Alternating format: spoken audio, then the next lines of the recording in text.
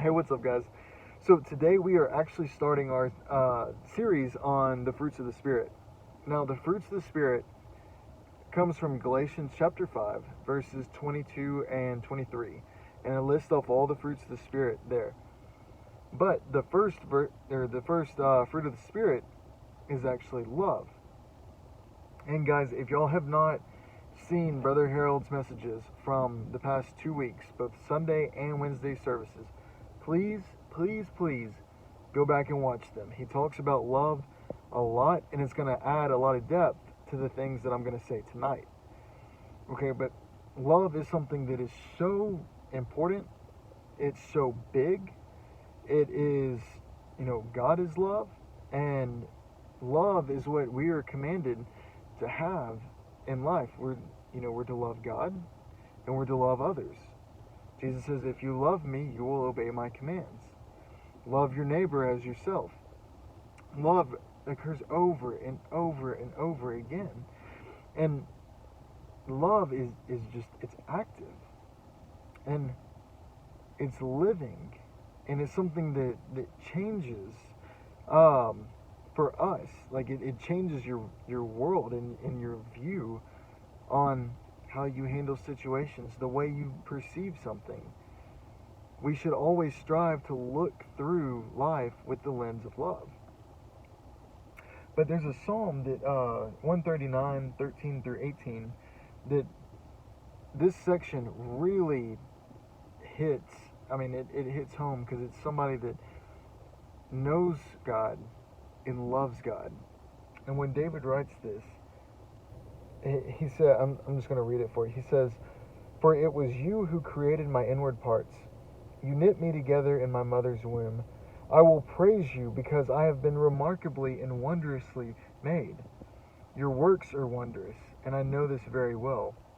My bones were not hidden from you when I was made in secret, when I was formed in the depths of the earth. Your eyes saw me when I was formless. All my days were written in your book and planned before a single one of them began. God, how precious your thoughts are to me, how vast their sum is. If I counted them, they would outnumber the grains of sand. When I wake up, I am still with you." Like, guys, that is an expression of love. I mean, if somebody talked to you like that would be a love letter. But over and over in this, what you see is that God, you're valuable. God, you are good.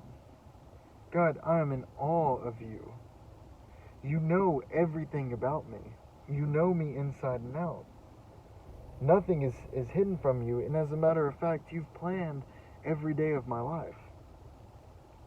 You are precious to me. Your thoughts are precious to me, and I can't even count them. There's so many that I don't even know where to begin because I love you so much.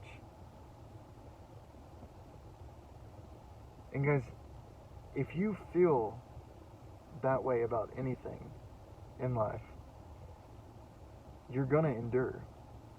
You're going to press forward no matter what the circumstance is, no matter what's coming against you. You will continue to pursue the things that you love. You will not get discouraged from the things that you love. When things come against you, as a matter of fact, you will fight for the things that you love. You will hold on to the things that you love. So love God. Love your relationship with Him. Love your relationships with others. Love the people that are around you and love God. And how do we love God, guys? We worship. Worship is an expression of love. Worship is where we are coming before God and we are praising His name. We are literally singing our praises to Him, telling Him how thankful and how awesome and how wonderful and how great He is and how much we love Him because He gave us breath and He gave us life. And make no mistake, He designed us in our mother's womb. He put us together for a purpose. And so we need to seek to please Him and to seek that purpose. See, love is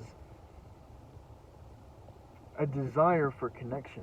Love is wanting to grow closer with whoever it is, whatever it is. Because you can love many things. You can love the wrong things. But make sure that you love what's right. Make sure you love what's good. And make sure you keep your mind on the things that, like it says in Philippians chapter 4, on the things that are good and noble and worthy of praise. Keep your mind there so that when you walk in life, you can see life through the lens of love. But make sure that you understand that love also corrects.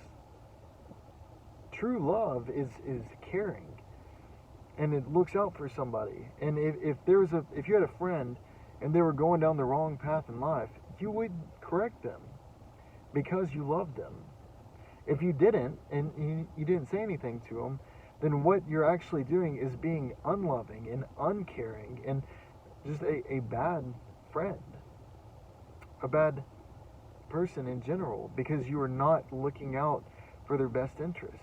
And that's how a lot of things in the world today say, just let them do them. And that's not good. You have to speak the truth, but you have to speak the truth in love. And as a matter of fact, truth plus love is what kindness is. And we need to be kind to everybody that we meet, because kindness will pave the way for the heart to change. It prepares the soil so that God can bring the increase. You know, there's another example of how salt or love is kind of like salt. It just adds flavor to whatever it is. It makes something better, right? Whatever you add it to, it becomes better. Like, take mercy, for example. Now, Jesus had mercy on the demons that were in the man that had many demons, and he cast them into the pigs instead of sending them to hell because they pleaded with him. But mercy with love is grace, because we don't deserve grace. But because God had mercy on us and he loves us, we have grace that we can accept. Now, we were made in God's image, right? We were made with love. And so we need to extend that same grace that God gave to us, that same love that God gave to us, the same truth that God gave to us. We need to extend that to other people. And we need to extend that to all of creation to prepare the way for God's coming again. And we need to do that out of love. And out of love for people, but also out of love for God. Because this is his creation. You know, but love is something that is very personal. You know, if somebody was being nice to many people that are around you, and you were to see them being nice, that would be good. That would be fine. They would be a nice person. But if somebody is nice to you, then you see that as an act of love. You see it as, you know, it's kindness that is actually directed towards you. And that's love. And that's how we build relationships. And that's how we maintain relationships, is that we show love in whatever form it is. You know, in the New Testament, there's a few kinds of love where it says, you know, there's agape, which is God's love, you know, the unconditional kind of love. There's phileo, which is brotherly love, you know, man's love for one another. And there's eros, which is like an intimate kind of love. You know, we see that in parents, right? But you have to know, you have to know something before you can love, right? You don't love what you don't know. But you do love the things that you know. So seek to know God. Seek to pursue him in everything. And what will happen is when you seek God, as you pursue him and you grow closer to him, you will see him in everything, and you will see the glory of God and see the the pleasures that God has given you in life. You will see the good and awesome things that He has brought to you, and you will grow in love with Him. You will grow to love Him. Because love for us is something that it does grow, and it does take work. Ask your parents, ask any married person. Love is a process.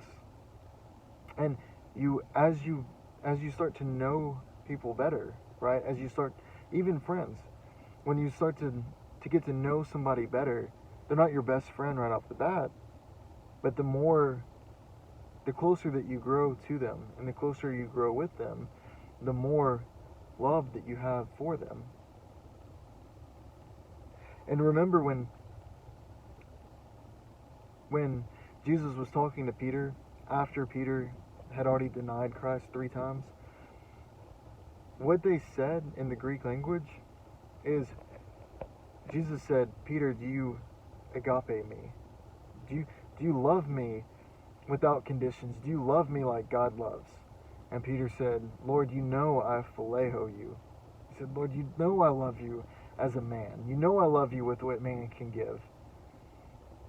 And I can't help but think that in the back of his head, he was remembering that he had already denied him. But then Jesus said again to him, Peter, do you agape me? Do you love me with that kind of unconditional love, that godly love? And Peter said, Lord, you know I phileo you. I love you with what a man can give. And then the third time, and this is what I love. The third time, Jesus says, Peter, do you phileo me? And Peter says, yes, Lord, you know I phileo you. Because what Peter couldn't do, God stepped down to him. Jesus stepped down to what he could give. And that is what he does for each and every one of us, because he loves us so much. He steps down to the level that we can give, and he takes he takes that and he loves it and he cherishes that. Just like the widowed lady that was in the temple, the poor woman, she gave 2 pennies, but that was all that she had. And Jesus said, that woman has given more than the one who gave, $100,000 or whatever, but had a lot, because she gave everything that she had, even if it was 2 pennies. But God meets you where you are at. And guys, I could keep going on and on about this, but the last thing that I want to leave you with is that when you experience God and you experience His love, it should change the way that you look at things. It should change the way you walk. You should not be the same again after that. Just like Jacob, when Jacob wrestled with God, and he had that internal struggle that all of us go through when we're pursuing God and we're seeking God, and we're starting to learn more about God, and we're starting to come to know Him more, and we're entering into that love, that separation of the flesh and spirit. You end up walking different when you come out of that. You end up seeing the world through a different lens, and you end up enjoying life and knowing that there is something better. You end up seeing the world from a perspective that is you couldn't on your own, and it's something that only comes through God, because God is in everything. But guys, I love you. Maybe that means something a little bit different now, and I will talk to you guys on Sunday. Okay, so I would encourage y'all, read Galatians 5, 22 and 23, and look at those different fruits of the Spirit, and really think on this, and think on the different areas and the different forms of love that you see in your life, and that you have for others and other things, and make sure that you put your love to the right thing, to God. All right.